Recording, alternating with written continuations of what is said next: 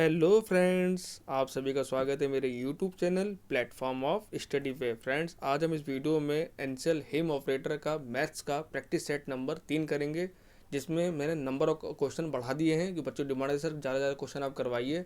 देखिए, chapter wise question कराने से अच्छा है। एक बच्चे कमेंट आया था कि सर चैप्टर वाइज क्वेश्चन मुझे करवाइए। देखिए, चैप्टर वाइज क्वेश्चन करने से अच्छा है कि आप मिक्स क्वेश्चन करेंगे तो आप ज़्यादा क्वेश्चनों के फ्रेंडली बन पाएंगे और ज़्यादा क्वेश्चन आप अटेम्प्ट कर पाएंगे। और उसमें सारे चैप्टर में मैक्सिमम जो एग्जाम पूछे जाते हैं, देखो मैथ्स के 6 से 7 ही टॉपिक ऐसे होते हैं जो एग्जाम में बार मैक्सिमम पूछे जाते हैं।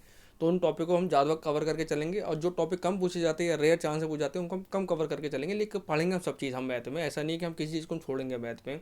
क्योंकि अभी हमारे पास 1 महीना ऑलमोस्ट है, अभी हमारे पास अभी 1 से 1.5 महीना है। तो हम अपनी तैयारी को ऐसे हम प्रिपेयर करते रहेंगे, तैयारी कंटिन्यू हम रखते रहेंगे अपनी, ठीक है। और फ्रेंड्स, चैनल पर अगर आप लोग पहली बार विजिट कर रहे हैं तो चैनल सब्सक्राइब जरूर कर लेना, बेल आइकन को जरूर प्रेस कर देना ताकि आपको वीडियो नोटिफिकेशन प्राप्त हो जाए। इससे पहले कि मैंने बहुत सारी वीडियो अपलोड कर दी है। अभी कल मैंने आंसर का model paper set number 2 upload करा है। पहला मॉडल पेपर ही करा चुका हूँ, बहुत सारे वेरियस वीडियो अपलोड कर चुका हूँ। अगर नहीं देखी तो जाके जरूर देख लीजिएगा, आपके काम ही आएंगी और आप ही के लिए ही अपलोड करे गई हैं, जो कि फ्री ऑफ कॉस्ट है। इसके लिए कोई आपको 1 रुपये देने की जरूरत नहीं है, ठीक है ना।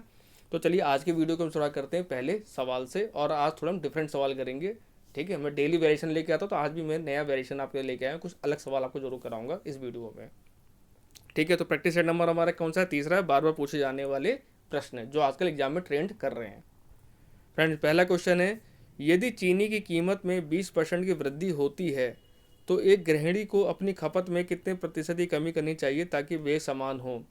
अब होता तो यही है फ्रेंड्स, भैया महंगाई की मार तो हम हर कोई झेल रहा है, आप भी झेल रहे हैं, हम भी झेल रहे हैं। अब क्या हुआ, पहले जो मार्केट में आप गए चीनी 50 रुपये किलो थी या 100 रुपये किलो चीनी थी। अब अगली बार जब मार्केट में आप गए 1 हफ्ते बाद तो 120 रुपये किलो। क्योंकि चीनी का 20% दाम बढ़ गया। अब हमको क्या करना, हमको अपनी खपत को क्या करना पड़ेगा, कम करना पड़ेगा। अगर देखो मुझे अगर रुपया उतना ही खर्च करना है तो मुझे क्या करना पड़ेगा भैया, जो क्वांटिटी कम करनी पड़ेगी। ऑब्वियस सी बात, तभी मेरा जो वे है समान रह पाएगा। यानी अगर पहले भी 100 रुपये खर्च कर रहा था, पहले 100 में 1 किलो चीनी मिल रही थी, लेकिन अब 120 रुपये किलो चीनी मुझे मिलेगी। इसका मतलब यही हुआ, यानी मुझे खर्चा 100 रुपये करना। अभी मेरे जिम्मे 100 रुपये पड़े तो मैं यही तो कहूँ भाई 100 रुपये की चीनी मुझे दे दो, तो चीनी मुझे कम देगा। अब 1 किलो चीनी मुझे नहीं मिलेगी, अब मुझे चीनी कम मिलेगी। तो वही कॉन्सेप्ट यहाँ पे लगता है। देखिए, जब 20% की वृद्धि उसने करी तो 20% की फ्रैक्शन वैल्यू क्या होती है? 20% की फ्रैक्शन वैल्यू बच्चा जो जानता है 1/5 होती है। अब यहाँ से हम क्या निकाल लेते हैं, प्राइस का रेशो निकाल लेते हैं। तो प्राइस का रेशो क्या हो जाएगा, पहले अगर 5 रुपये था तो अब एक बढ़ गया 6 रुपये हो गया। तो कंजप्शन कितना पड़ेगा, अब कंजप्शन हमें इसका उल्टा तो करना पड़ेगा, यानी अगर पहले तो हमको 6 से 5 करना पड़ेगा। तो कितनी कमी करनी पड़ेगी, हमको 1 की कमी करनी पड़ेगी। किसके रेस्पेक्ट में, 6 के रेस्पेक्ट में, इन 100। अब देखिए 1/3 सब जानते हैं 33% होता है, 33.33% होता है, 33.34% बोलते हैं। और 1/6 है तो उसका भी आधा हो जाएगा, यानी 16.66% होगा। यानी 1/6 की सीधे वैल्यू भी रखिए, 1/6 का जो मान होता है 16.66% होता है। Option number A. तो ये आपको इतना कम करना पड़ेगा खपत आपको, ठीक है ना। और फ्रेंड्स, अगर वीडियो अच्छी लगती है तो लाइक शेयर भी क्या कीजिए, इससे मुझे मोटिवेशन मिलता है। नहीं तो भैया मैं क्लास डिसकंटिन्यू करने वाला हूँ। मैं ये तो कुछ बच्चे जो सीरियस बच्चे उनके बारे में क्लास ले रहा हूँ। नहीं तो आप लोग भटकते रह जाओगे, इधर उधर भटकते रहो, मुझे कोई मतलब नहीं, ठीक है। लेकिन चलो ठीक है, मेरा सीरियस स्टूडेंट है इसलिए मैं आपके लिए तैयारी कर रहा हूँ। चलो इसी बहाने मेरा भी एक मोटिवेशन हो जाता है तैयारी का, मैं भी अपनी तैयारी का वो देख लेता हूँ और आप लोग की तैयारी भी हो जाती है, ठीक है ना। तो दूसरा क्वेश्चन है फ्रेंड, दो संख्याओं का अनुपात 3:4 है और उनका महत्तम समावर्तक 4 है, तो उनका लघुत्तम समावर्तक क्या होगा। इस टाइप का सवाल बहुत इंपॉर्टेंट है और हर एग्जाम में इस टाइप के सवाल पूछे जाते हैं, चाहे चाहे बड़े से बड़ा एग्जाम हो, चाहे छोटा छोटा एग्जाम हो। इस टाइप का ये सवाल बहुत पूछा गया है एलसीएम एचसीएफ में। करना कुछ नहीं होता है। देखो, जब भी हमको रेशो का हमको दे देना और एचसीएफ दे दे तो बहुत ईजी हो जाता है हमारा। तो ये देखो, ये हमारे क्या 3 और 4 क्रॉप को इनका जो एचसीएफ हम निकालेंगे तो एक ही आएगा, यानी संख्या हमारी क्या होंगी, वो संख्या हमारी यही होंगी। 3 × 4 एचसीएफ करेंगे तो 12 आ जाएगा, और 4 × 4 करेंगे तो 16 आ जाएगा। यानी उस संख्या हमारे पास हमको मिल गई। अगर हमको संख्या मिल गई तो अब तो एलसीएम निकालना हमारे लिए ईजी हो गया ना। कैसे हम टाइम और वर्क में करते थे, जैसे ए 12 दिन में काम करता है, बी 16 दिन में काम करता है, उस टाइप के सवाल हम एलसीएम निकालते थे ना। तो वही चीज़ है। अब 12 16 का एलसीएम क्या होगा, अब एलसीएम वो नंबर होता है जो दोनों नंबर से कट जाए। तो ऐसा कौन सा नंबर है, अब देखो ऑप्शन में आप दे सकते हैं। अगर 12 लूँगा तो 12 12 से कटेगा लेकिन 16 से नहीं कटेगा। 16 लूँगा तो 16 से कटेगा लेकिन 12 से नहीं कटेगा। 24 लूँगा तो 12 से कटेगा लेकिन 16 से नहीं कटेगा। तो 48 ही बच रहा है मेरे पास में। एक 48 ही ऐसा नंबर है मेरे पास में जो 12 से भी कट जाएगा, 16 से भी कट जाएगा। तो वो संख्या हमारी 48 है ऑप्शन के अकॉर्डिंग। तो ऑप्शन नंबर डी हमारा राइट आंसर होगा। तो जब भी आपको रेशो में सवाल देखने को मिले ना, तो आप उसी रेशो से आप मल्टीप्लाई कर लीजिए और फिर जो संख्या आपको मिले उसी का आप एलसीएम निकाल लेंगे तो आपका आंसर तुरंत आ जाएगा। ठीक है ना। तो इस टाइप के सवाल को प्रैक्टिस आप ज़्यादा करके जाइएगा क्योंकि ये सवाल ट्रेंडिंग कर रहे हैं आजकल, बहुत पूछे जाते हैं एग्जाम में।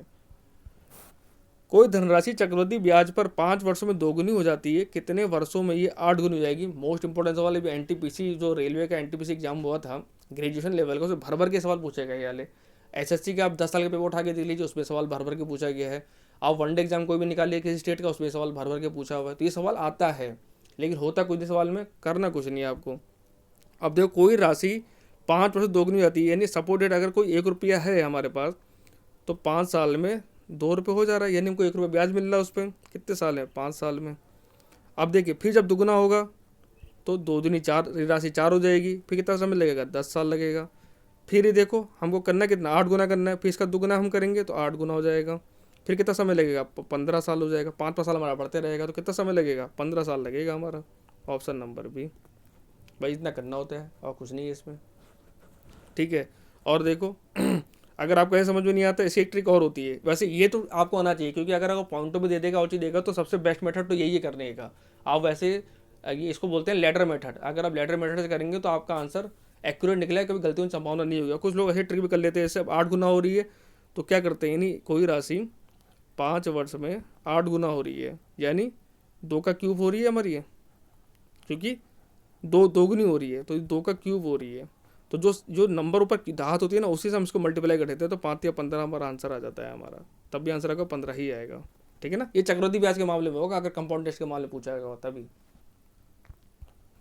एक दुकानदार अंकित मूल्य पर 10% की छूट देता है और फिर भी 20% लाभ प्राप्त करता है, तो लागत मूल्य का अंकित मूल्य से अनुपात क्या होगा। तो लागत मूल्य यानी कॉस्ट प्राइस और मार्क प्राइस का हमको रेशो निकालना है। तो यहाँ पे जब भी एक फॉर्मूला आपको हमेशा रखना है, सीपी से एमपी का रेशो। इससे बहुत अच्छे अच्छे क्वेश्चन बनते हैं।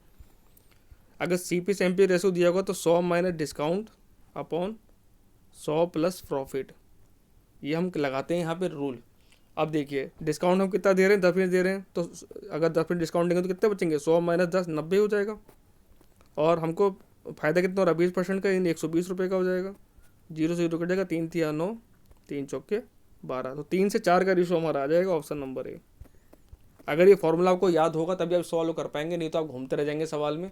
तो कर तो तब भी लेंगे, अगर ये फॉर्मूला नहीं याद होगा तब भी आप कर लेंगे। कैसे करेंगे देखिए, अब इसकी एक ट्रिक और, अगर ये फॉर्मूला आपको नहीं पता, दिमाग में आपको ट्रिक नहीं करा, लेकिन ये फॉर्मूला याद होना चाहिए फ्रेंड, ये जरूर याद कर लो आप। सीपी से एमपी वाला 100 minus discount upon 100 plus profit, ये नियम जरूर याद होना चाहिए आपको। लेकिन इस एक मेथड में आपको और बता देता हूँ। ठीक है। अब क्या कह रहा है कि अंकित मूल्य 10% छूट देता है फिर भी 20% लाभ प्राप्त करता है। ये दुकान अंकित 10% छूट देता है। मान लेते हैं अंकित मूल्य मार्क प्राइस 100 रुपये है, तो 10% छूट देगा, कितने बेचेगा? 90 रुपये में देगा। फिर भी 20% लाभ प्राप्त करता है, यानी बेचता कितने में? 100 का सामान को 120 से बेच रहा है, तो रेशो हमारा निकल जाएगा 3 3 9, 3 चौके 12, तब भी 3 4 आपका आ जाएगा। बात वही है जो हमने फॉर्मूले में हमने लगाया, वही तो लगाया कि सीपी में हमेशा हम डिस्काउंट किस पे देंगे? सीपी पे डिस्काउंट दिया, एमपी पे हमने प्रॉफिट कमा लिया हमने। ए और बी की आयु का अनुपात 4:5 है। 6 वर्ष बाद उनका अनुपात 6:7 हो जाता है। ए की वर्तमान आयु क्या है? तो ए रिलेटेड क्वेश्चन आपके एग्जाम में आ सकते हैं, आएंगे जरूर, सिलेबस में दिया हुआ है तो हम उसको करेंगे हम। देखो पहले जो उनकी आयु थी 4:5 थी, और 6 साल के बाद उनकी 6 और 7 हो गई। ये हुई है 6 साल के बाद में, ये जो बीच में डिफरेंस आया 6 साल का डिफरेंस आया। लेकिन हम अगर रेशो में अगर हम देखें तो कितना डिफरेंस हमारा, देखिए 4 से 6 हुआ यानी 2 बढ़ा, 5 से 7 हुआ 2 बढ़ा। यही अगर हमारा डिफरेंस बराबर है तब तो हमारा सवाल बहुत ईजी हो जाता है। अगर डिफरेंस बराबर नहीं होता है तो डिफरेंस हम बराबर करते हैं, तो यहाँ तो डिफरेंस बराबर दिया हुआ है, तो जो 2 रेशो का मान है ये तो 6 साल के बराबर है, तो एक रेशो का मान कितना हो जाएगा? 3 साल, तो होती है 6। जब एक रेशो का मान निकल आया, हमसे क्या पूछ रहा है? हमसे बोल रहा है एक ही वर्तमान आयु, तो एक ही वर्तमान आयु क्या होगी? एक ही वर्तमान आयु होगी 4 3 12। और ये पूछता कि 6 साल बाद उनकी आयु क्या होगी, तो 6 हम जोड़ देते इसमें, तो हम इस पर नीचे वाले से मल्टीप्लाई कर देते, 3 जगह 18 हो जाती है फिर हमारी। ठीक है। तो ऐसा आप आंसर निकाल सकते हैं, ईजी सवाल होते हैं, कोई कठिन सवाल नहीं है ये। 8 व्यक्तियों का औसत वजन 2.5 किलोग्राम बढ़ जाता है जब 65 किलोग्राम वजन वाले व्यक्ति के स्थान पर एक नया व्यक्ति आता है। नए व्यक्ति का वजन क्या है? बहुत अच्छा सवाल है, बहुत इंपॉर्टेंट सवाल है एवरेज का। कैसे आप सवाल करेंगे देखिए, 8 व्यक्तियों का औसत वजन 2.5 किलोग्राम बढ़ गया, यानी टोटल कितना बढ़ा होगा? 8 × 2.5 बराबर 25 × 200, यानी 20 किलोग्राम वजन तो बढ़ गया होगा। 20 किलोग्राम सबका बढ़ा होगा।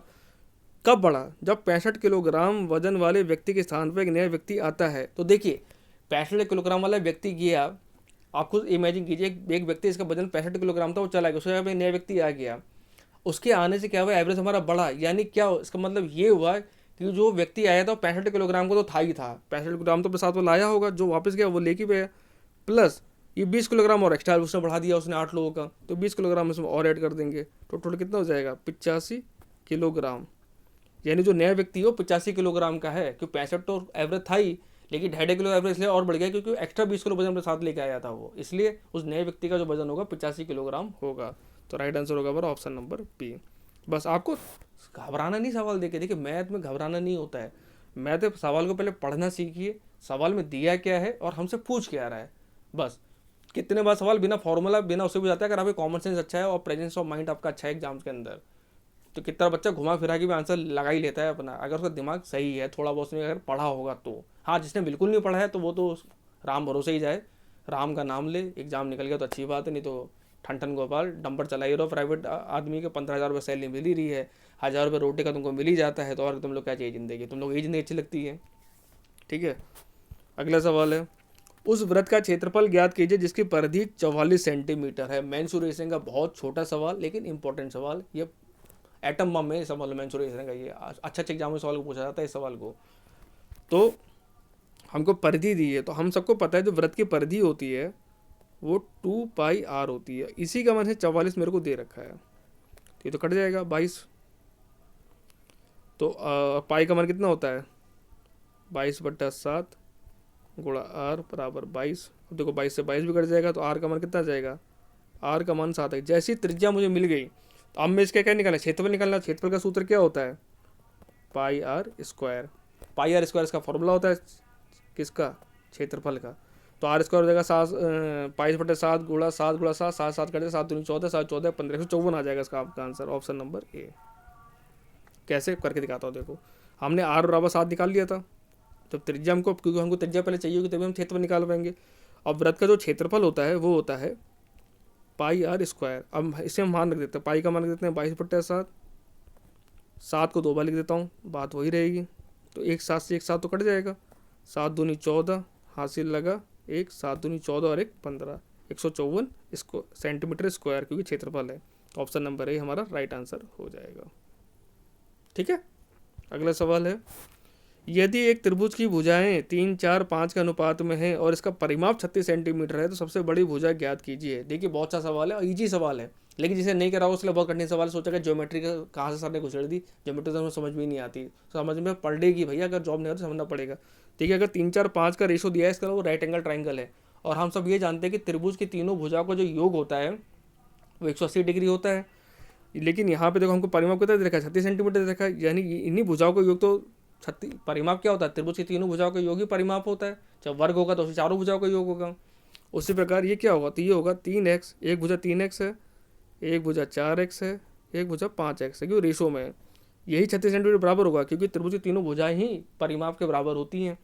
अब इसको जोड़ लेते हैं, 5 4 9 3 12, 12x बराबर हो जाएगा 36, तो x का मान कितना आ गया 12 3 36। जब x का मान मुझे मिल गया, अब तो मेरा आंसर सॉल्व हो गया ना।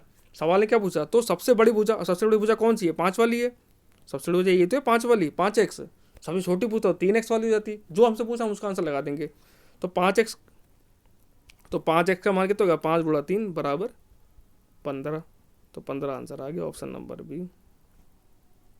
ठीक है, एक उत्तल 10 भुजाओं वालों में कितनी विकर्ण रेखाएं होती हैं। कितने लोगों ने पॉलीगॉन पढ़ा ही नहीं होगा और जानते भी नहीं होंगे कि पॉलीगॉन उनके चैप्टर में दिया हुआ है। ठीक है, उसी में से सवाल पूछा गया है ये उत्तल 10 भुज वाला। तो जब भी फ्रेंड पॉलीगॉन है उसे विकर्ण पूछे, क्या पूछे, विकर्ण पूछे, इसका एक फॉर्मूला होता है n-3 डिवाइड बाई 2। अब n क्या होता है, n दिया हुआ, देखो यहाँ पर 10 भुजा है, यहाँ दिया हुआ 10 भुजा 15 भुजा 20 जो भी दे दे आपको, तो वो यहाँ आपको रख लेना ऑप्शन में 10, और 10 में से 3 जाएगा बचेगा 7/2, 2 पंजे 10, 5 7 35, तो आपका आंसर कितना हो गया 35। ये तो नया सवाल है लेकिन लाजवाब सवाल है, विकर्ण के सवाल बहुत ज़्यादा एग्जाम पूछे जाते हैं आजकल, और बहुत इनमें पक्के नंबर होते हैं। अगर आपको फॉर्मूला पता है ना, आप तुरंत इस सवाल को सॉल्व कर लोगे। अब आप भुजा कितनी भी दे दें, यहाँ 10 भुजा दी थी, आपको कितना 15 भी दे देगा, 20 दे देगा, 25 दे देगा, बस आपको फॉर्मूले रखना है, एनी जगह वो मान रखना है, आपको फॉर्मूला दिमाग में बैठा लेना। अभी मेरा सुनो, n-3/2। बस ये इतना छोटा सा फॉर्मूला है। जब इतनी चीज़ें याद कर लेते हो, गर्लफ्रेंड की चीज़ें मैसेज याद कर लेते हो, तो ये भी याद कर सकते हो। छोटा सा फॉर्मूला जिससे आपकी ज़िंदगी बन सकती है। उससे भले ज़िंदगी बने ना बने, लेकिन ये जरूर ज़िंदगी बना देगा आपका फॉर्मूला। ठीक है। एक नाव धारा के प्रतिकूल 12 किलोमीटर की यात्रा 4 घंटे में और धारा के अनुकूल 12 किलोमीटर की यात्रा 3 घंटे में करती है। अब जाहिर सी बात है, तो धारा के अनुकूल अगर हम जाएंगे, धारा के साथ अगर हम सफ़र करेंगे तो हमको समय कम लगेगा, लेकिन अगर हम धारा के विपरीत दिशा में अगर हम आएंगे तो हमको नाव का ज़्यादा मेहनत करनी पड़ेगी, तो समय हमको ज़्यादा लगेगा। ये तो कॉमन सेंस वाली बात है, सबको पता ही है। जब भी आपको सवाल दिए तो क्या दिया हुआ है, पहले धारा के क्या दिया हुआ है यहाँ पे, मान लेते हैं हम धारा की जो चाल है, हमसे धारा की गति पूछी है, धारा की गति पूछे निकाल लेंगे। देखो जब भी इस टाइप का सवाल आपको सामने कैसे आपको करना है, देखो इसका एक फॉर्मूला होता है, धारा के प्रतिकूल अगर जाएगी तो उसको हम बोलते हैं u-v। जहाँ v होती है धारा की चाल, भी हमने धारा मान ली, u मान ली हमने नाव की चाल। ठीक है, ये हमने मान लिया। तो u-v, क्योंकि धारा विपरीत आ रहा है तो u-v हम करते हैं। तो कितना देर लग रहा है, 12/4, 3 घंटा, 3 घंटा लग रहा है। लेकिन अगर धारा के हम अनुकूल जा रहे हैं, अनुकूल, तो u+v हो जाता है, यानी जुड़ जाती हैं आपस में, धारा जुड़ेगी और बॉडी चाल जुड़ेगी। तो कितना देर लगता है, 12/3, 3/4, ये 4 घंटे लगता है। ठीक है। अब हमसे क्या पूछा कि धारा गति हमसे पूछ रहा है, तो जब कोई धारा गति पूछेगा तो क्या करना है आपको, इसका अंतर ले लेना है, 4 - 3, उसका आधा कर देना है। तो कितना हो जाएगा, 4 3 गए, 1/2 का मान सब जानते हैं, 0.5 किलोमीटर/आवर हो जाएगा। और अगर आपसे नाव की चाल पूछते तब आप क्या करते, आप कहते सर अगर नाव की चाल हमसे पूछे तब क्या करते, तब आप कुछ नहीं करते, तब आप इन दोनों जोड़ देते, 4 3 7/2, तो 3.5 किलोमीटर आ जाता, तब 3.5 किलोमीटर आ जाता। और धारा के प्रतिकूल जाएंगे तो 0.5 पर किलोमीटर/आवर लगेगा, इनको जोड़ेंगे तो 4 ही किलोमीटर आपका आंसर आ जाएगा, जो कि आपका एक्चुअल आंसर आपका बनना 4 घंटे ही समय ले रहा था। ठीक है ना। तो राइट आंसर हो गया हमारा 0.5 किलोमीटर/आवर। तो जरा जैसे सवाल होते हैं, पर कॉन्सेप्ट अगर आपका क्लियर है धारा नाव वाले, तो आराम से आप कर सकते हैं, इसको कोई कठिन सवाल नहीं होते हैं। तो friends, thanks for watching. Video अच्छा लगा तो लाइक शेयर कीजिएगा, चैनल को पहली बार चैनल सब्सक्राइब जरूर कर लीजिएगा। मिलते हैं आपसे जल्दी नेक्स्ट वीडियो में।